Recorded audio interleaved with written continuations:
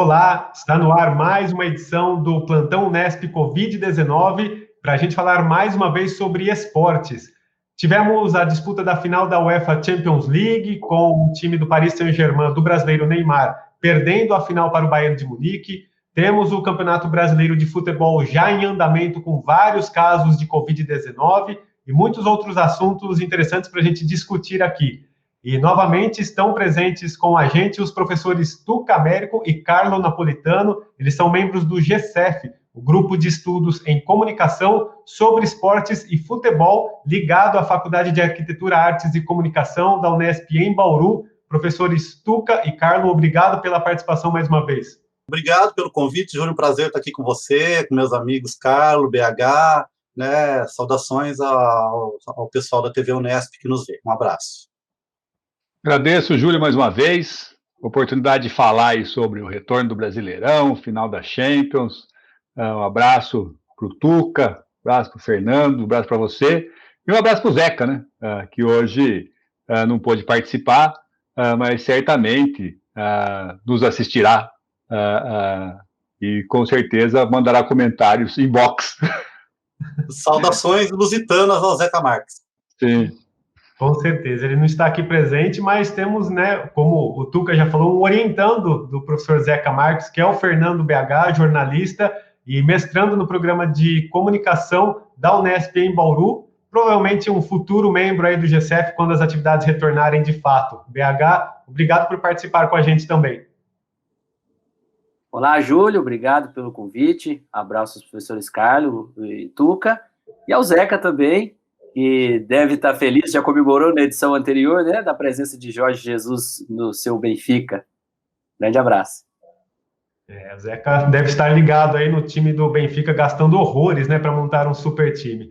Mas vamos tocar a bola então, e a gente começa com o professor Carlo Napolitano, professor, porque tivemos aí, né, a final da UEFA Champions League, e no sábado anterior à final, quando eu trocava mensagens com você, para marcar esse nosso bate-papo de hoje, você brincou e mandou uma mensagem para mim, somos todos Bayern, que foi também uma mensagem que viralizou aí nas redes sociais, com muitos brasileiros torcendo para o Bayern de Munique na final, em detrimento ao PSG do jogador Neymar. Por que você, Carlos, torceu para o Bayern? Eu confesso que eu também torci, e o quanto que a antipatia que se existe ainda hoje em relação ao Neymar gerou, né, essa torcida anti-PSG? Olha, não sei se dá para perceber, mas eu tentei colocar até uma camisa aqui, próximo ao vermelho, não chega a ser vermelha, né? Mas eu assisti ao jogo com uma camiseta vermelha, essa aqui é meio bordô e tal, mas eu fiz questão de colocar, até que eu sabia que você ia fazer essa pergunta. Júlio, eu até estava vendo, né, e selecionei aqui, eu não sei se vocês sabem o que é isso, muita gente não sabe, é um jornal impresso, né? Muita gente não sabe o que é isso. Eu sou antiquado, eu gosto de ler. E no sábado passado, na véspera do jogo, no dia 22, saiu aqui: Neymar chega à disputa de sua maior final com histórico positivo em decisões.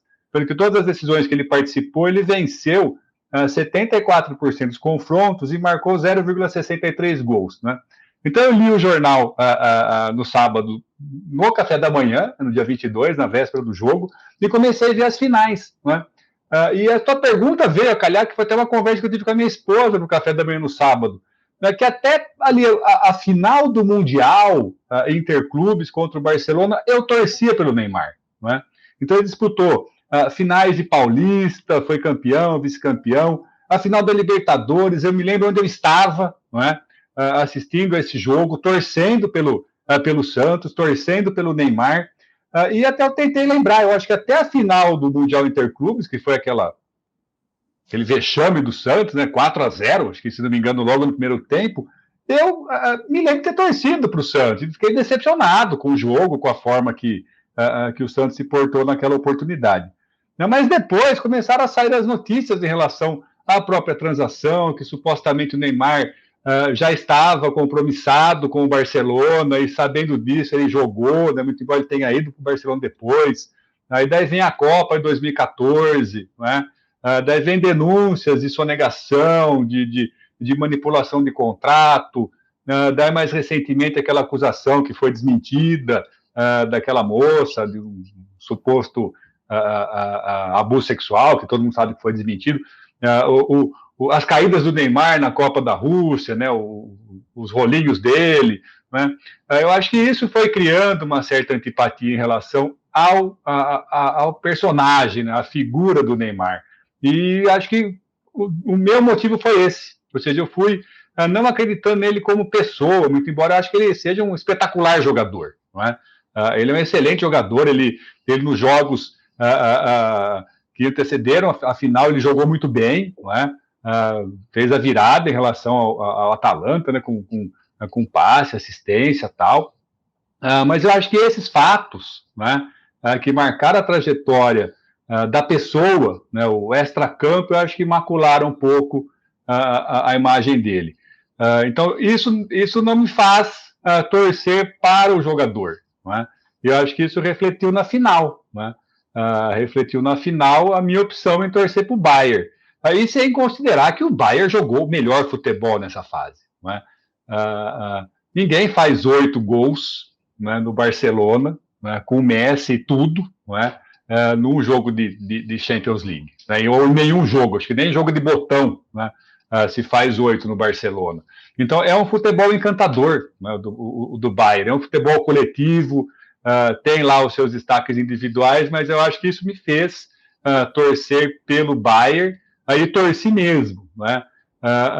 E acho que essa é a minha resposta. Não sei se é do coletivo, do geral dos torcedores brasileiros, não sei se foi a tua, mas assim, eu me decepcionei muito com a figura da pessoa do Neymar, não é?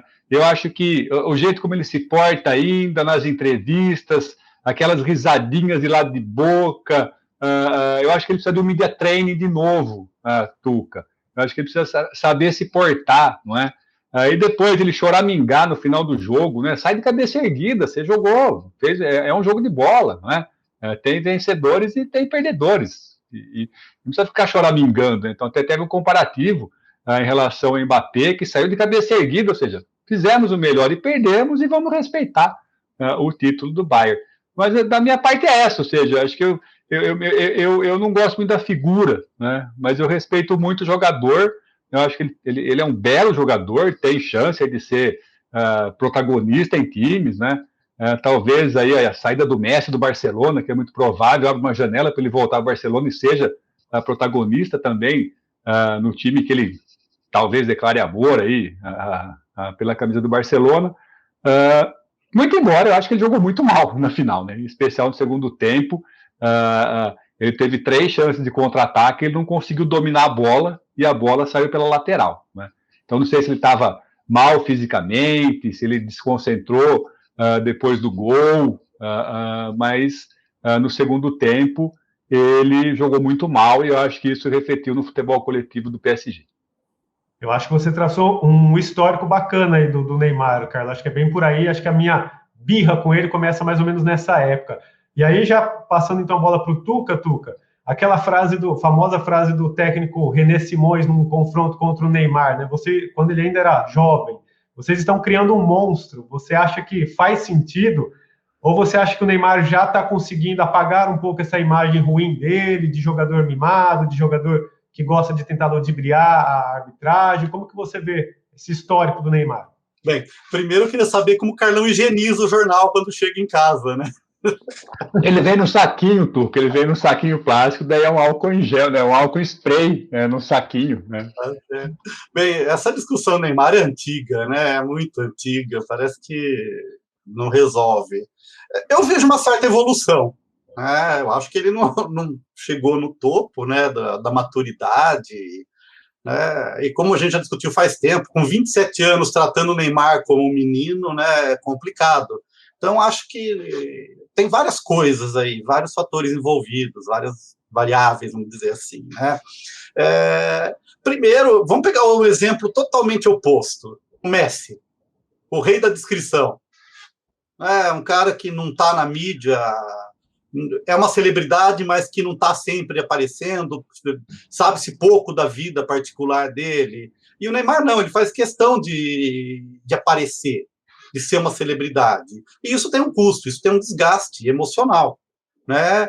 E concordo com o Carlão, a equipe de mídia dele não funciona, né? Porque ele está sempre exposto, né? Por outro lado, tem que ver se essa não é estratégia, porque tanto dinheiro quanto jogador ele ganha como objeto de publicidade, vendendo a sua imagem, né? Então, talvez, quanto pior, melhor, do ponto de vista do retorno publicitário. Não sei, teria que fazer um levantamento, uma pesquisa aí. Mas eu acho que ele melhorou, né? Nem que seja a equipe dele, porque, por exemplo, no final do jogo teve uma postagem, não sei se foi no Twitter, acho que no Twitter, vou até ler aqui: perder faz parte do esporte, óbvio.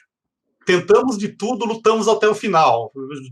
Frase de boleiro, né? Obrigado pelo apoio e carinho de cada um de vocês e parabéns ao Bayern. Né? O que é o legal aí? Parabéns ao Bayern. Já melhora um pouco a imagem, então tem essa coisa, né? Mas a imagem dele tocando a taça que não era dele é emblemático ali, né? Fica uma coisa, uma frustração monstruosa, a imagem que foi veiculada. Mas eu acho que, por outro lado, a exposição que ele teve no caso Nájila, né? Acho que fez ele repensar um pouco e se cuidar, né? Ou pelo menos a equipe proteger um pouco mais. A própria transferência fracassada para o Barça, acho que também são frustrações que vão fazendo a pessoa amadurecer e pensar melhor um pouco na carreira, né? Mas eu acho que tem uma evolução, falta muito ainda, mas a pergunta é, será que já não é tarde? Né? Fica essa pergunta. E a outra pergunta que eu deixo vale a pena voltar para o Barça sem o Messi? Né? Uma coisa era o time que ele jogava, né? A outra é voltar agora com essa responsabilidade maior do que a responsabilidade que ele tem no PSG. Então, se ele voltar para o Barça, vai ser um peso enorme. Então, talvez seja a prova de fogo para a maturidade dele. Saber lidar com essa situação e realmente ser o protagonista da história. Né? Mas concordo com o Carlos. Gosto muito do jogador, mas a pessoa é meio complicada.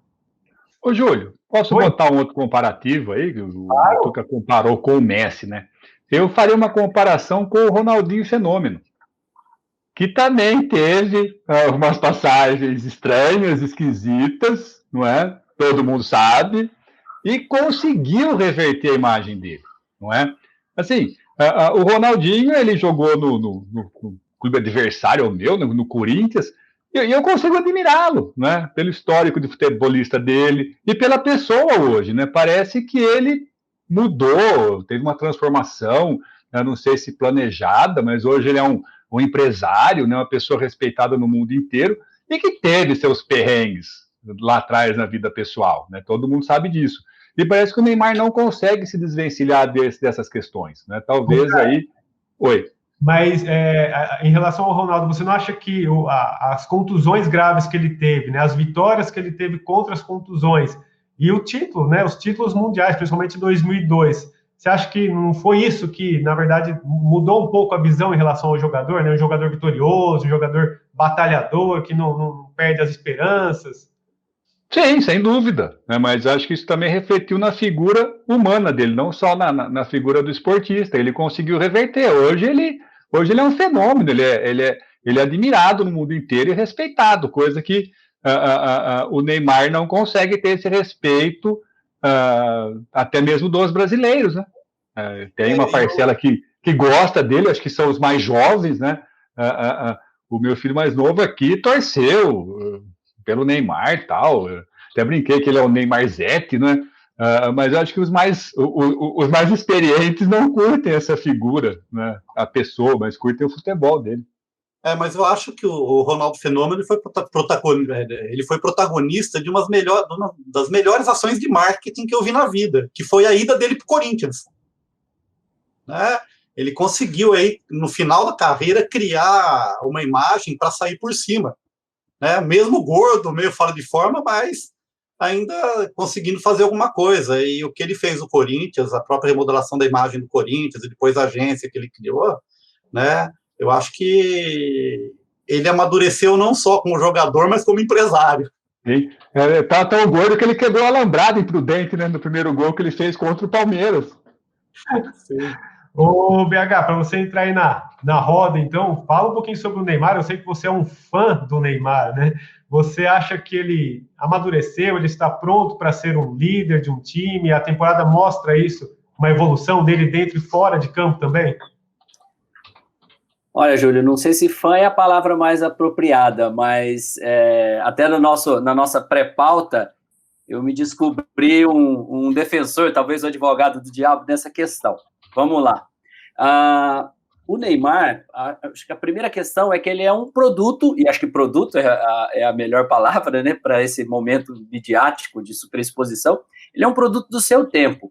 Fosse o Neymar, com o seu mesmo comportamento, um jogador dos anos 90, ele seria exaltado como irreverente, como bad boy. Não que Romário e Edmundo não tivessem recebido críticas na época, mas o que é que ficou de residual de tudo aquilo?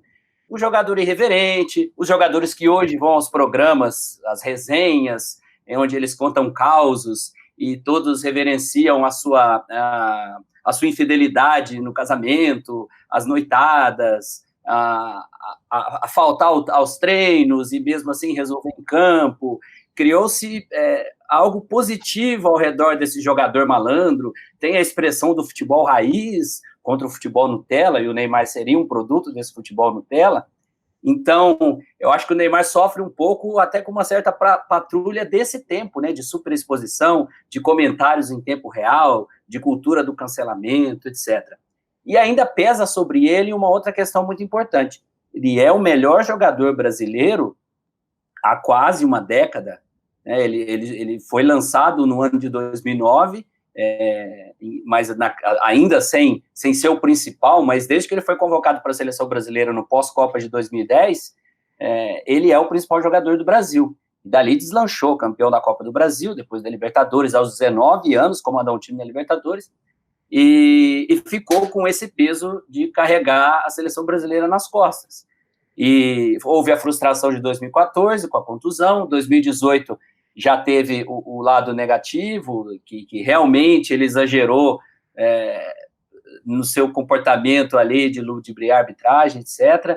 E a gente sabe que o torcedor médio brasileiro, ele não gosta de esporte, ele gosta de ganhar. Essa foi uma cultura que foi alimentada com a idolatria ao Ayrton Senna, e depois o Guga, etc. E a nossa bola da vez é o Neymar, até porque os esportes olímpicos,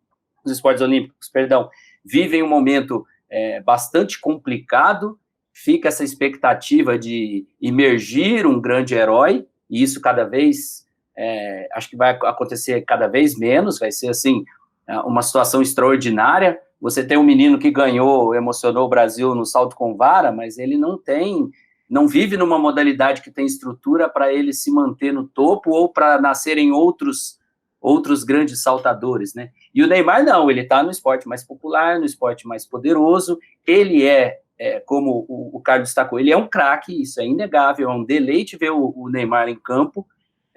Você pode pegar os grandes momentos do Barcelona, principalmente, mas mesmo o período do Santos.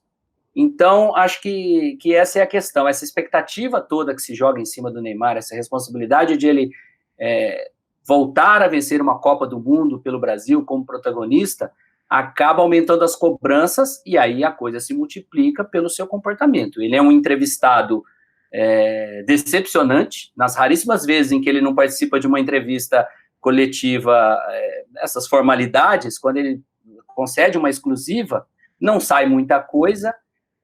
Por quê? Mais uma vez, produto do seu tempo. Porque ele se comunica com o seu público diretamente. Ele tem dezenas de milhares de seguidores no Instagram. Agora ele também está no TikTok, fazendo as pecinhas, as dancinhas, etc. E esse público o idolatra, a molecada gosta dele. Ele é um produto de consumo dos jovens, né?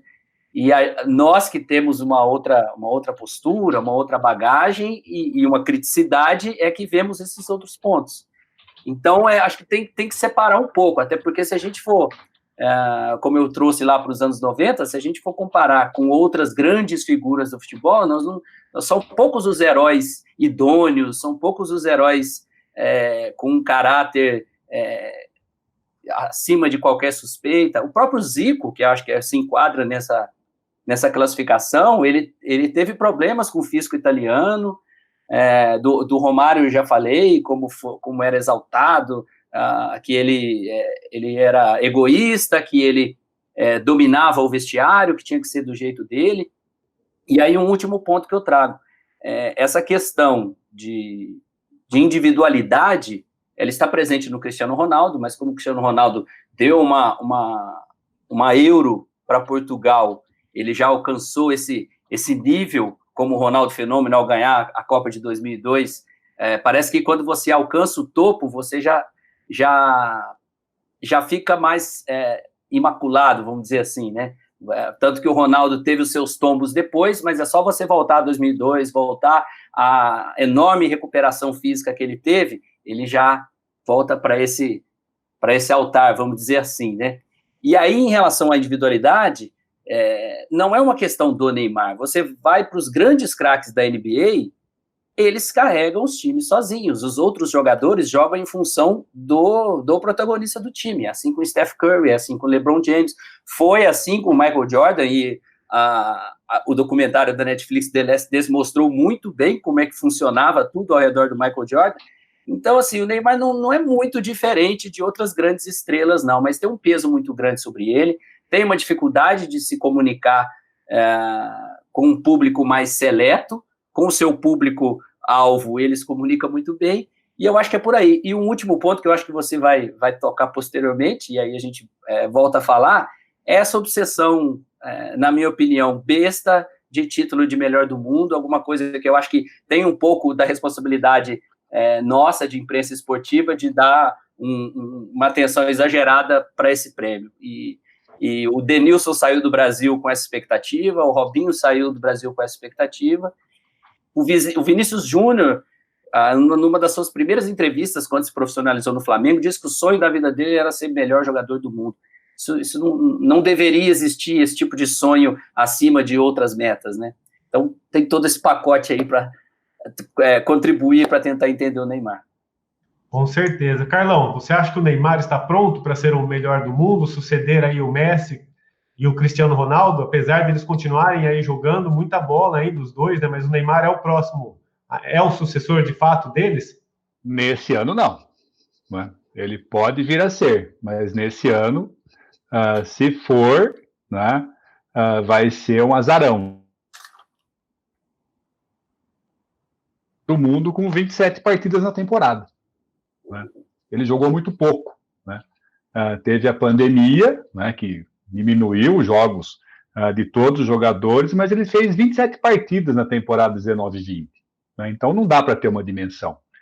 O que está candidatíssimo, né, também ao título melhor do mundo, que é o Lewandowski, jogou 47 vezes. Né? Jogou 20 partidas a mais. Não é? É quase um campeonato, é meio turno de um campeonato brasileiro. Não é? Então, eu acredito que não. Não é? Se a gente for pensar em termos da final do campeonato, né, da PSG e Bayern, alguns jogadores se destacaram muito mais que ele. Não é? Vou começar pelo Marquinhos, né, que foi colocado ali como terceiro zagueiro, cabeça de área, não é? E espero, sinceramente, que o Tite tenha assistido o jogo, não é? Porque talvez o Marquinhos possa ser um volante da seleção brasileira. Mas do jeito que o Tite é tradicionalista, vai voltar o Marquinhos para a zaga, com a ausência do Thiago Silva, sem contar no Thiago Alcântara, né, um outro brasileiro, que ele fez um jogo clássico, não é? Filho de quem é, não podia ser diferente, né? Filho Mazinho. Ele fez uma partida estupenda. E sem contar dois jogadores alemães que estão aí há muito tempo, né? O goleiro Neuer, né? O que ele fez nas finais, o que ele fez no jogo semifinal é uma coisa espantosa. Né? Ele defendeu, ele salvou gols na final. Não é? O próprio chute do Marquinhos, o chute do Mbappé, muito embora tenha sido bem fraco, o próprio chute do Neymar, né? 2 oportunidades. Então, assim, já que o Oliver Kahn foi melhor do mundo em 2002, eu não vejo nenhum absurdo o Neuer ser considerado o melhor do mundo em 2020. Ou também o outro jogador, o Miller, que é um jogador também espetacular. Né? A noção de jogo de futebol que ele tem é uma coisa que falta para muita gente. Não é? Assim, um sujeito que já é campeão do mundo, não é? Ele faz funções no time do Bayern que talvez uma estrelinha como o Neymar não fizesse. Não é? Ele deixa de ser o protagonista para ser um peão dentro do time. E o retorno de bola que ele faz no lance do gol para o lateral direito fazer aquele belíssimo cruzamento é de um jogador que sabe o jogo que joga, não é? Talvez ele, qualquer outro cabeça de bagre, como que é a expressão do futebol, o sujeito ia tentar virar e chutar para o gol. Ele dá um tapa para trás e deixa o lateral livre, o lateral mata a bola, levanta a cabeça, vê quem está entrando e joga com a mão para o cara fazer a ponte, né? Tanto é que o Coman, né, não teve nem trabalho para fazer o cabeceio, ele olha, já vê o goleiro não estava e cabeceia. Então eu acho que, pensando em os jogos das finais, em termos de campeonato, eu acho que dessa vez, se for o Neymar, vai ser um cavalo paraguaio. Tuca. Rapidão, o Carlos surrupiou meu comentário. Para mim, o grande jogador da final foi o Neuer. Ele definiu o jogo, né? Ele foi o melhor jogador em campo, ele um grande goleiro, mas não é a tradição premiar goleiros, né? Então fica aqui minha nota de repúdio que está na moda, né? E o segundo tempo foi horrível, né? Parecia campeonato brasileiro, com um tal de chutão do PSG para frente. Então, o primeiro tempo ainda foi legal. Agora, o segundo tempo do jogo foi, para mim, pelo menos, a expectativa era bem maior. Não sei a visão de vocês aí, né? Só um comentário em cima do BH, que ele falou de atletas olímpicos, tal, do protagonismo do futebol, né? Eu lembro que eu estava num evento no Rio de Janeiro, ali do lado do Maracanã, na UERJ, né, Carlão, que é do lado do Maracanã. Na UERJ. E um evento sobre esportes, estava uma mesa lá só falando de futebol, e eu fiz uma pergunta, né, falei naquela época, faz um tempo já, uns 8 anos, o vôlei brasileiro também, falei, mas se a gente fala futebol, e o futebol não era o melhor esporte em nível mundial, né, que representaria o Brasil, a vela estava representando melhor em termos de título, o judô, e o vôlei, que sempre foi campeão, né. E aí eu não vou lembrar o nome, queria dar o crédito da jornalista que me respondeu, mas eu não me lembro o nome dela. Ela me deu uma resposta desconcertante, que é a realidade. Ela falou, no Brasil só tem 2 esportes, o futebol e o que está ganhando. Né? Então, esse predomínio do futebol também faz com que, às vezes, a falta de notícia, ou a falta de costume de ler outras notícias, procurar informações sobre outra modalidade, qualquer informaçãozinha sobre a unha encravada, não encravada para jogador de futebol é importante, né? Mas a mudança do cabelo no Neymar influencia e vira notícia. BH, algum comentário mais sobre Neymar, final de Champions? Não, só para complementar a respeito do prêmio de melhor do mundo, é um prêmio confuso até as pessoas não conseguem chegar num consenso, isso nos comentários, né, sobre o que esse prêmio, a que ele se refere. Muitos pensam que tem que ser sempre o melhor jogador em atividade, a gente está falando do melhor jogador da temporada, né, e além disso, existe uma parcela da imprensa especializada que vota, mas tem um peso muito grande do voto de treinadores e capitães das seleções, de todas as seleções de países que fazem parte da FIFA, né? Então, com todo respeito às Ilhas Faroe ou à Nova Zelândia, mas existe uma representatividade no futebol e às vezes quem acompanha menos ou quem não está no universo de protagonismo, por mais que se tente que seja uma escolha democrática, são votos muito distorcidos. E aí, se você for para os protagonistas, a coisa piora. Quando se abre os votos depois, você percebe que o jogador vota num compatriota seu, vota num colega de time, o Messi não vota no Cristiano Ronaldo, e o Cristiano Ronaldo não vota no Messi. Isso é um absurdo, você não reconhecer.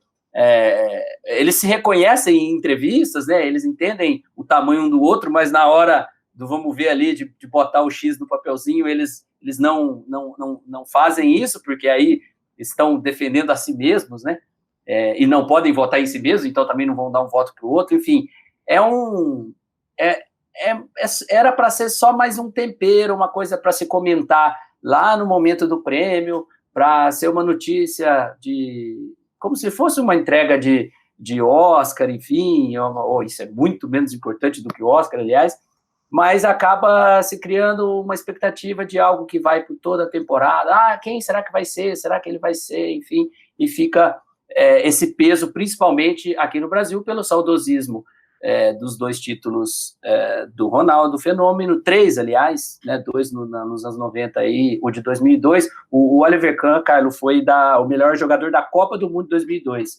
Da temporada foi o Ronaldo. Aliás, acho que foi tão controverso até que criaram o prêmio da luva de ouro para as Copas do Mundo seguintes. Então, valeu pela correção. Então é isso. Eu só acho que pegando emprestado o termo que você já colocou me falhou agora, do vamos criar um monstro, estamos criando um monstro, do René Simões, pegando uma carona na frase que você colocou anteriormente do René Simões, os monstrinhos que estamos criando são esses jogadores que sonham em ser melhor do mundo. Isso para mim, estraga o coletivo, estraga objetivos maiores, enfim, e o Neymar é refém disso também. Agora, em relação à final da Champions, já foi bem colocado que, de fato, o Bayern era o favorito, era um jogo coletivo melhor trabalhado.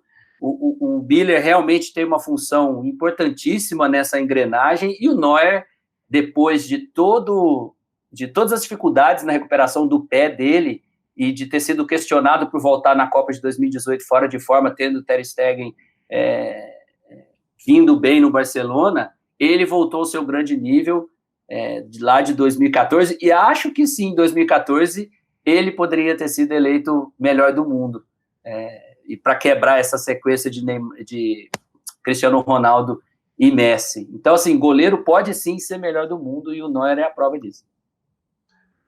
Ô, Tuca, só para a gente concluir, então, o assunto Champions League, a gente teve a transmissão pelo Esporte Interativo, né, pelo Facebook, e bateu o recorde mundial de acessos simultâneos, com um pico aí de mais de 4 milhões de espectadores.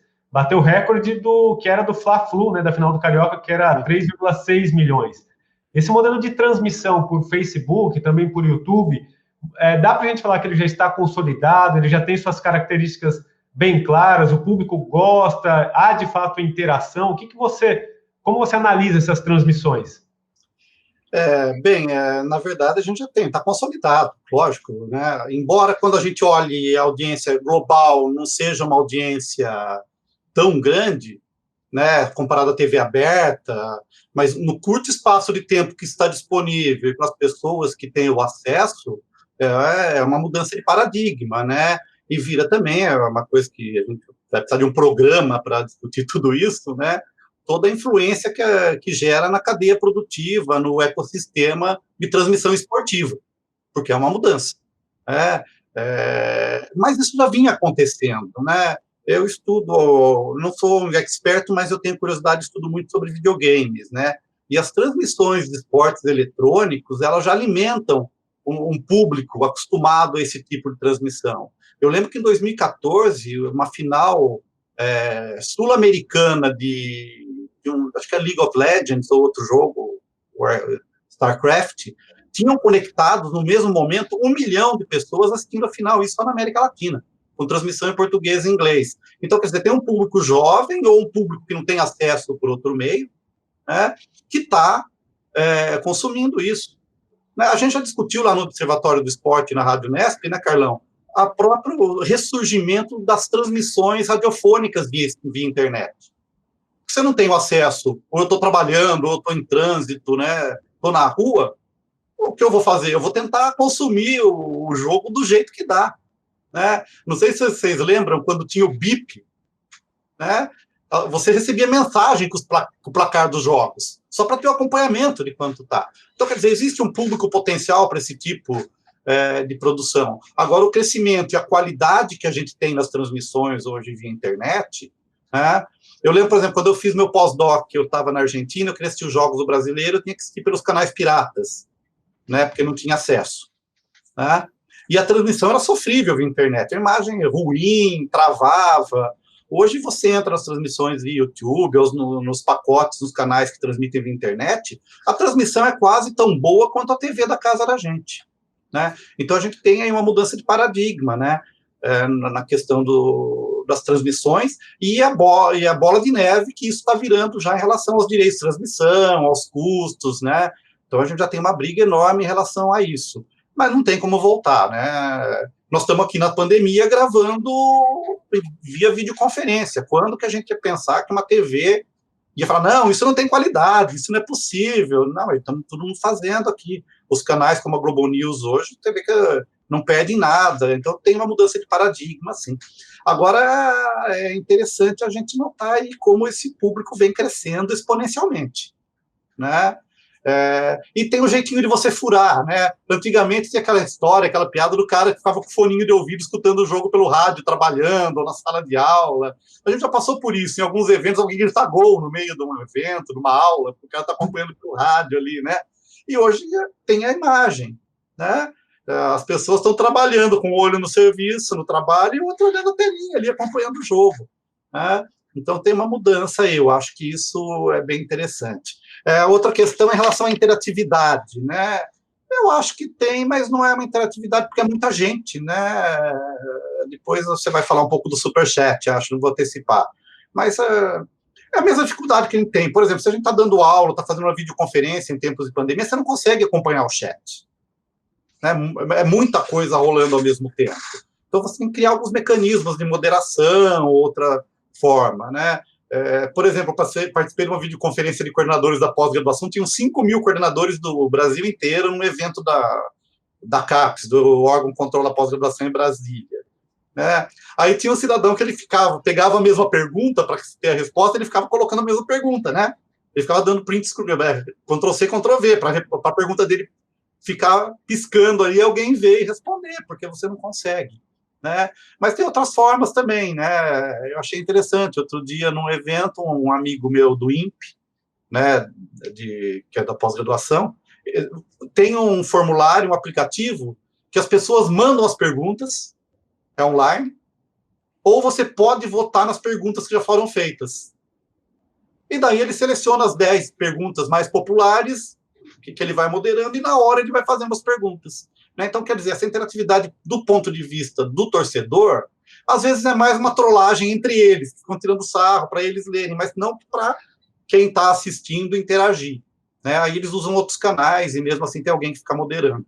Mas do ponto de vista da interação, tem uma interação, é bem maior do que tinha antes, mas para o público, efetivamente, às vezes tem lá, aparece lá uma imagenzinha de um post, alguma coisa, mas para mim ainda me parece cosmética, né? Não é uma coisa efetiva que influencia na transmissão, né? Eu acho que é isso, né? Tem uma mudança muito grande aí, vamos esperar mais coisas ainda, né? Porque é consumo de telas. Por exemplo, eu estou aqui com você, mas eu tenho 3 telas aqui na minha frente, eu tenho 4 telas, 2 no computador, uma TV aqui do lado e o meu celular que está aqui embaixo. Então, do mesmo jeito que é interativo, também dispersa, porque você está ali consumindo muita informação simultaneamente. Antes da gente passar para o Superchat, que o BH me apresentou, o Carlão, o que você acha dessas transmissões online? Você gosta? Está habituado?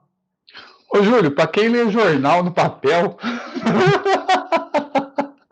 eu acho que já que o BH falou do Oscar, eu vou lembrar Glória Pires. Eu acho que eu não tenho nem condições de comentar, não é?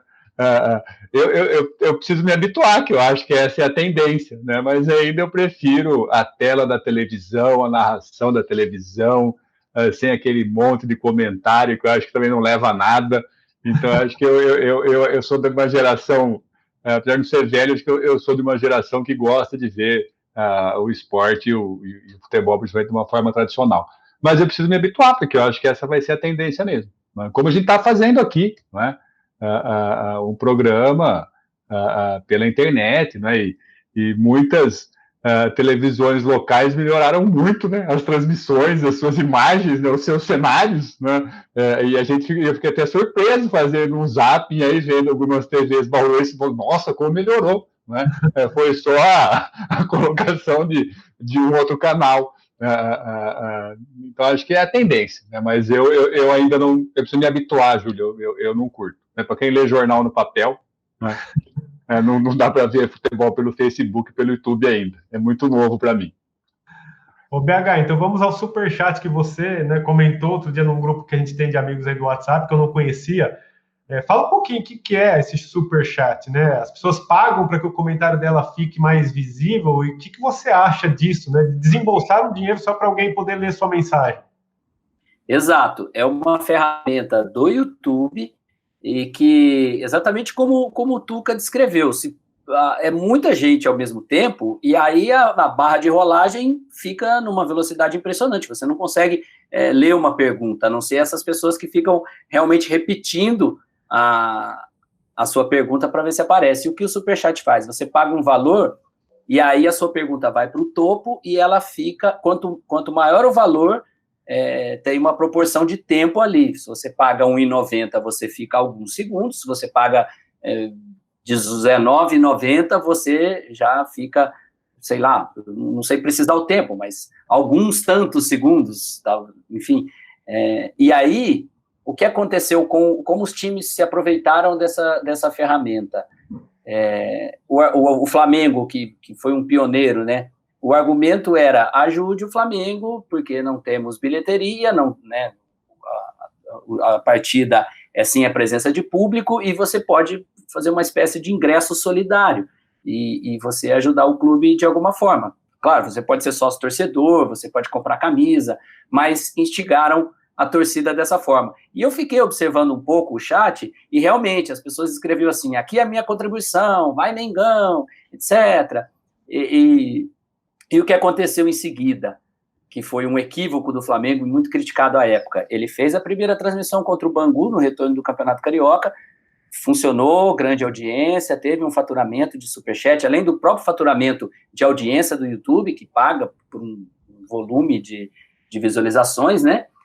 E aí já cresceu o olho e juntou-se a uma plataforma, a Micujo, e cobrou ingresso para a semifinal contra o Volta Redonda. A plataforma, que está acostumada a campeonatos do leste europeu, está acostumada a transmitir Série A2 e Série A3 do Campeonato Paulista, não deu conta do volume, e o Flamengo pagou um mico e teve que abrir a transmissão para todo mundo. E qual que é a conclusão? Os R$10 que você pagaria para assistir o jogo, muitos torcedores foram lá na transmissão contra o Volta Redonda e disseram: tá aqui os meus R$10. E tem gente que não tem os R$10, tem gente que não tem nenhum real. Essa oportunidade surgiu até para democratizar quem não tem acesso a uma TV fechada, a um pay-per-view, e aí o Flamengo cresceu o olho muito rápido, deixou muito da sua torcida, que é uma torcida popular, né, e perdeu uma oportunidade de avançar nesse sentido, de receber do torcedor o que ele pode dar. Mas, em resumo, o Superchat é isso. O Superchat tem funcionado muito, e aqui vou ficar só no âmbito esportivo, isso tem em várias outras temáticas de outros influenciadores, mas ele tem funcionado muito com cronistas esportivos que têm seus canais no YouTube e fazem lives para responder perguntas dos internautas. E aí, ali vai caindo um dinheirinho a cada pergunta, um dá R$3,90, outro dá R$10,90, outro dá R$1,90, e é mais uma forma de remuneração para os jornalistas esportivos. Isso tem acontecido com muita frequência. Não sei se os outros streamings, se o Facebook vai criar algo parecido, mas eu acho que é uma sacada, não foi uma sacada para o futebol, era uma ferramenta que já existia, mas que o futebol soube se apropriar nessa experiência que houve na reta final dos estaduais. Eu digo experiência porque agora vão ter que esperar, porque o Campeonato Brasileiro está negociado com a TV Globo, a maioria dos times, até 2024, e, na verdade, essa MP do mandante, essas transmissões pela internet, foi só um recado para a próxima negociação de, podemos fazer diferente, é possível, vai ser um poder de barganha para os clubes, mas vai ser difícil a gente ver partidas pela internet, a não ser aquelas já negociadas, como o Facebook com a Libertadores, por exemplo. Essa coisa do clube mandante no meu canal, no meu Flá TV, no meu Flu TV, vai demorar um pouquinho agora. Agora, o Carlos, só te dou uma dica para você ir se acostumando. dessas partidas do Flamengo pelo Campeonato Carioca, eu coloquei eu coloquei no canal, né? Teve jogos tanto na Flá TV quanto na Flu TV, mas por não gostar da narração, dos comentários, pela parcialidade, enfim, né? O que eu fiz? Eu coloquei no mudo e com outro aplicativo de rádios, coloquei no áudio da Rádio Tupi do Rio de Janeiro, do garotinho José Carlos Araújo, que remete à minha infância. E para não ver na tela do celular, você tem aquela ferramenta de jogar para a tela da Smart TV. Então eu consegui fazer um bem bolado, inclusive com caixinha de som também, para aumentar o volume do rádio, enfim. Fica a dica aí para vocês se acostumando. Mas confesso que a telinha do celular já é uma companheira, como o Tuca disse, às vezes você está fazendo uma atividade, mesmo trabalhando, ainda mais jogo de Champions à tarde, você consegue dar uma espiada. Mas, Fernando, meu pai já fazia isso para escutar o Osmar Santos.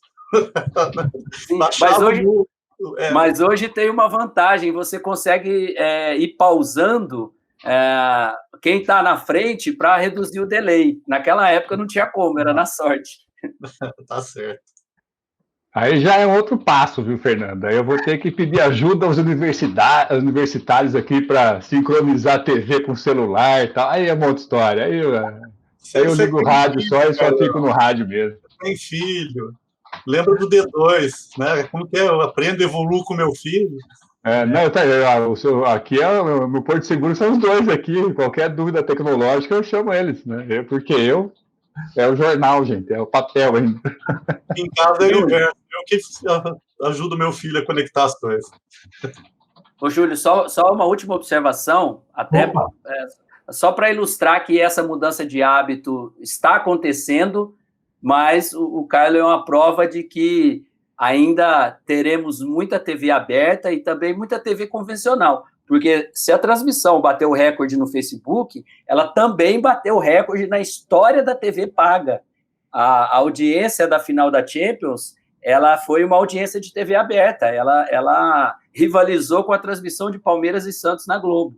Então, isso é importante pontuar. E um detalhe, já existe transmissão de final de Champions na TV fechada há muito tempo.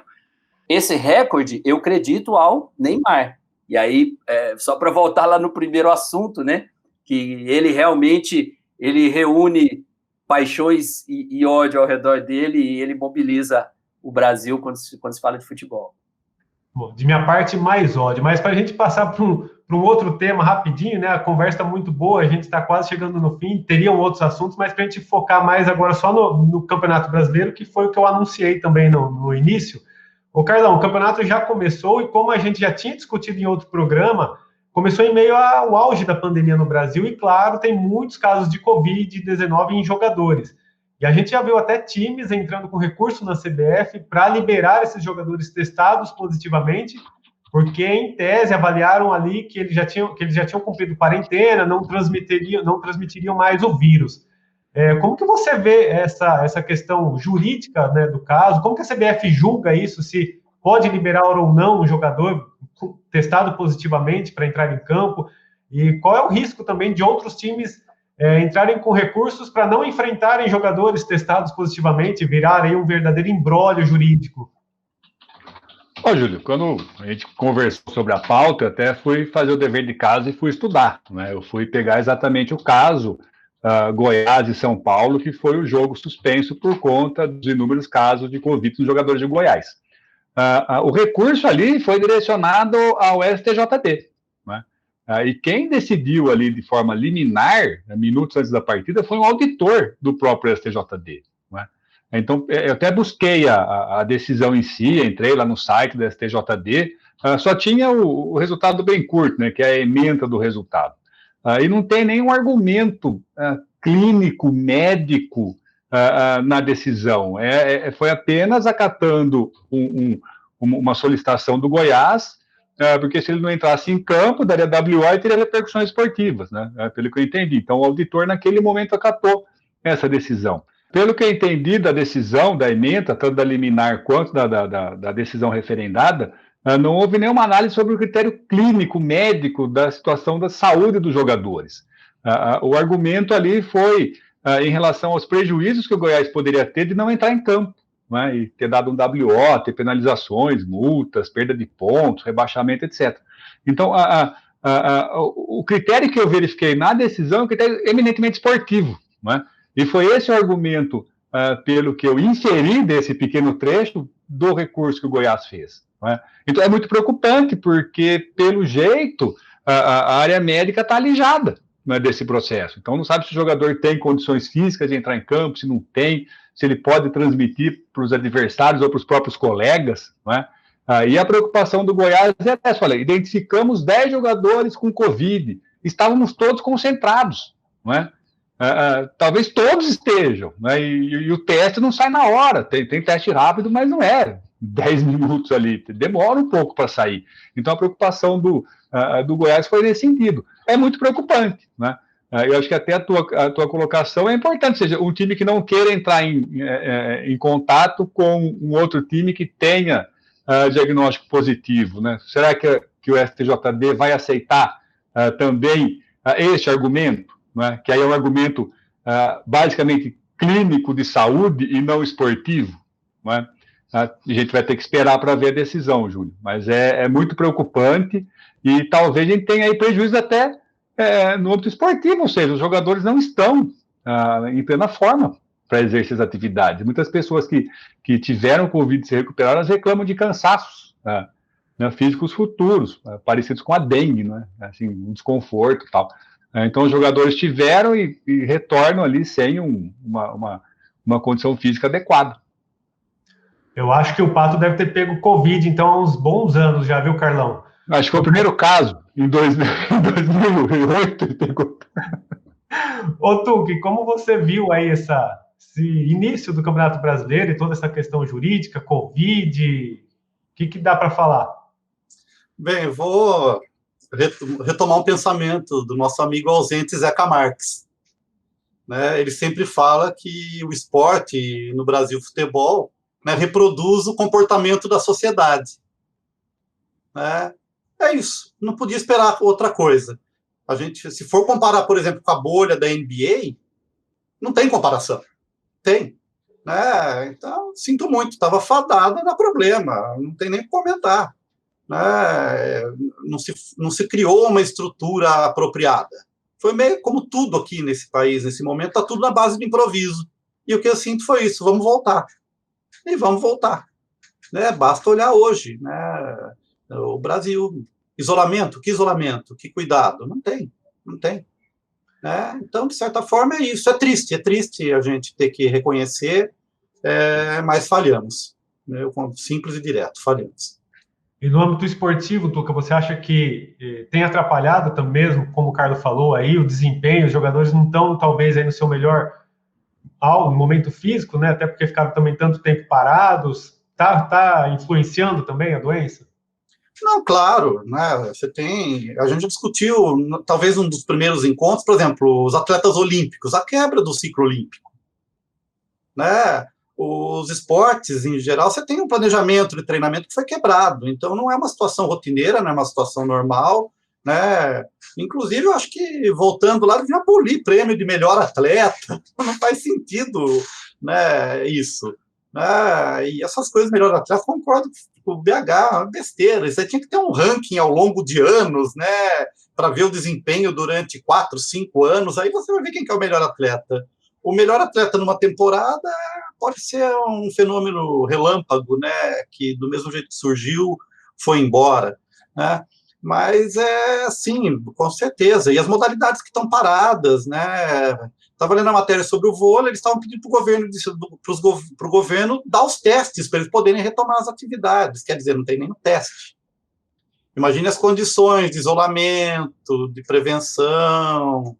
Né? Então é muito complicado. Infelizmente, o nosso país não tem esse nível de organização para poder encarar o desafio tão grande que se coloca diante da pandemia. E aí, BH, como você viu toda essa questão do Brasileirão, do Covidão 2020-2021, né? Pois é, eu acho que a CBF, ela conta com a sorte e conta com as estatísticas para não ter um problema maior, que é caso aconteça né, algum jogador apresentar sintomas mais graves ou até um eventual óbito. Acho que aí seria um grande escândalo, aí o Covidão seria realmente, ganharia realmente essa definição de forma definitiva. E por que ela conta com as estatísticas? Porque a maioria dos jogadores ou é assintomática ou, pelo menos, nem recorrem a internações. E por serem assintomáticos, a gente sabe que tem jogador entrando em campo que está contaminado. Se você foi como o Carlos falou, se você tem 16, 10, 12 jogadores num elenco que estavam concentrados antes de fazer o exame, que treinaram juntos e que tiveram contato ali sem máscara durante os treinamentos, que estiveram no vestiário fechado, enfim, é quase impossível que só aqueles que positivaram naquele momento, mas a manifestação do que não deu positivo pode vir dali poucos dias, e nesses poucos dias ele entrou em campo. Enfim, é uma bola de neve que, repito, a CBF está contando com a sorte e com as estatísticas de que a grande maioria dos atletas é assintomática. E aí você pega um campeonato longo, um campeonato num país de dimensões continentais, não é possível fazer uma bolha como a NBA fez na Disney, e um ambiente de um avião é um ambiente de alto risco de contágio, e é isso. Vão contar com a sorte e fazer figa até o final.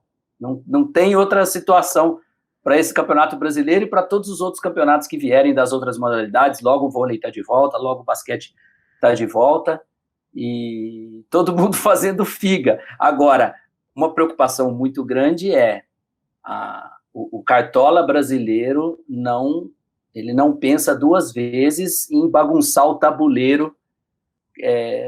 Por exemplo, se você pegar um time que tiver na iminência de um rebaixamento e tiver algum caso de Covid no adversário dele, ele vai arrumar isso para virar a mesa. E isso é preocupante. Então, assim, eu só vou acreditar que esse Campeonato Brasileiro vai terminar tranquilo, a última partida da 38ª rodada, e olhe lá.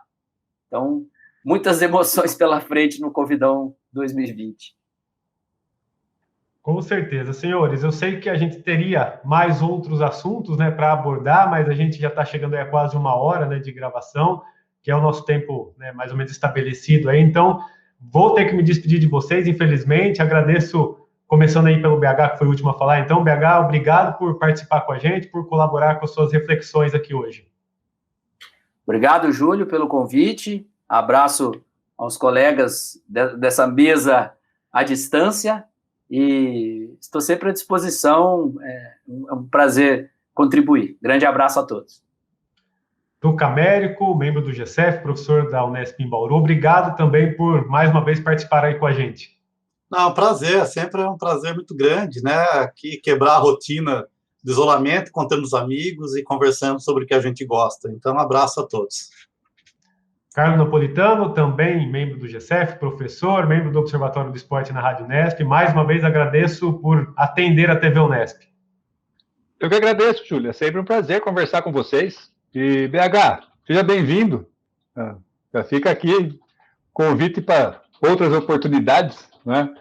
Dá para entender por que ele é orientando o Zeca, né? Fala bastante.